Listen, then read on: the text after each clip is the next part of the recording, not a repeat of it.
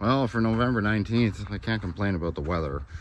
We got sunny skies. It's about 9 degrees. Mind you, I'm the sweater on. Working quite a sweat trying to scrub all the mud and dirt out of these seats.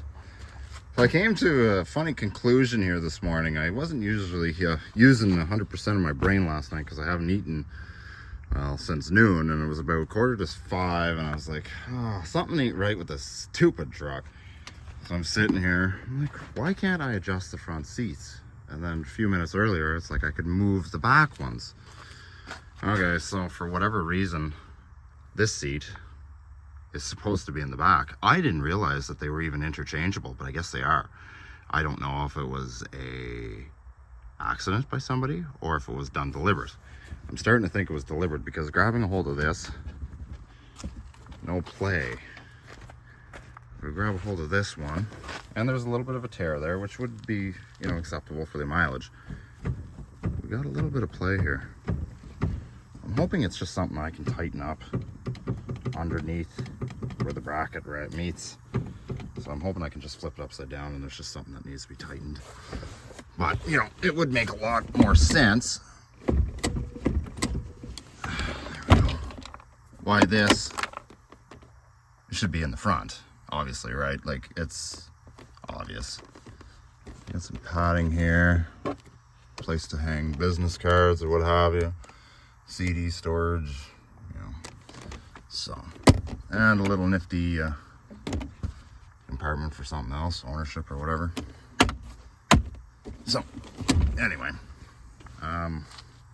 so with it being nice and sunny today, I'm just trying to utilize the sunlight, trying to get this thing to dry. I'm doing everything minus the floor. The vinyl floor, usually when I do a restoration, I normally just take the vinyl floor out, and I might have to do some work to this cab mount here. I lifted this back. I knew about the floor pan before I even purchased the truck, but I think that cab mount might need to be, you know, dealt with. Same thing like with my plow truck. It was you know, jack the cab up, weld it in, then put the floor on. It's like, yeah. So, yeah, I'll probably have to do something with that. But we know the bones are good. So it's definitely worth saving. So I figured I'd go ahead with the seats. Even if I decide to back out of the truck, I mean, I could always sell the interior to somebody, I'm sure. But no, everything looks good. I'm going to take the door panels off and fix this multicolored bullshit. I still am sitting on the fence of whether to go back with silver birch, because I think it's the same color as the Avalanche. I think. But the Avalanche doesn't have that metallic fleck. I don't think. Anyway, so I haven't made a decision, or maybe I'll just go right back to black. I kind of miss having a black truck, so I might do that, and I might do the same to the blue one. I don't know yet. Just speculating. Things are always in the air. Nothing's concrete yet. So anyway, so I'm not doing anything with the vinyl floor until I take everything out. Seat belts and everything have to come out. They need to be clean too, but that'll just be another time. Did a little bit of the dash, a little bit of the finish is starting to come off. The headliner I'll probably shampoo, but it's starting to let go. I don't want to wet it too much, so I don't know, maybe I'll just leave it. It would be nice to kind of get it a little cleaner. I got to do some body work. I think I already mentioned that.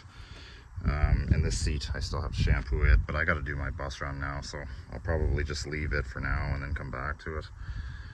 She is soaking wet. I really hammered the snot out of this thing, but it was gross. You know, typical cigarette burns, which is understandable. It's fine.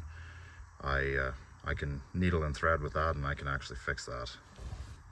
It's not the biggest, it's not the end of the world. Besides, I have nothing against smokers anyway. I smoked for 15 years, so I still enjoy the recreational cannabis from time to time anyway, seeing as how it's legal here. But I'm gonna try and fix this. This is more war than anything, but we got a cigarette burn here, one there.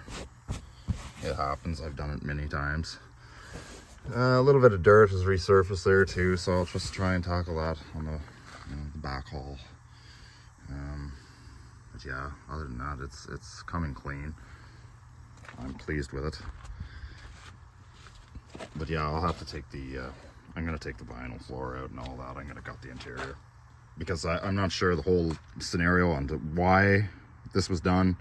I don't know. I don't understand their logic behind it. If, you know, I sat in the back seat, there's nothing wrong with it. It's not like the springs are busted out of it or anything like that, but it's like, I just don't understand why they would have switched it, because there's not that much play. Like, was it an accident?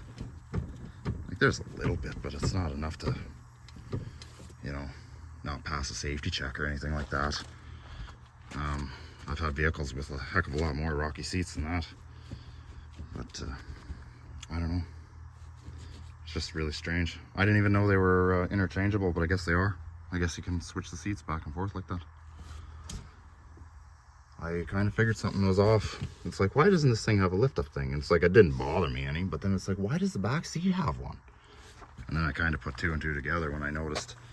I'm assuming this is for lumbar support. You know, so it's probably something I'll leave unplugged. Probably doesn't work. But in any event, we need an engine. Can't really do much about that, but I'm just going over everything, you know, just double checking, making sure everything's all right. The tires will pass, but there's not a lot of tread left on them, so, you know, I'll probably use those tires for the summer. Anyway, so I would say this hood is also original to the truck too. The ownership still says it's painted gray, but it looks like somebody took a flap disc to this. It's almost as if they needed to paint it in a hurry. Some areas it almost looks like it was painted on with a sponge. I just don't understand it. What's $1,000?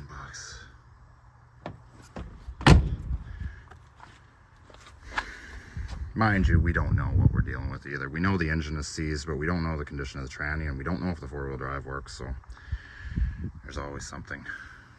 But all we can do is take it by day. Do the body work, do the engine. Be a nice winter project. Probably won't be completed before, well, probably won't be completed before the snow flies, but that's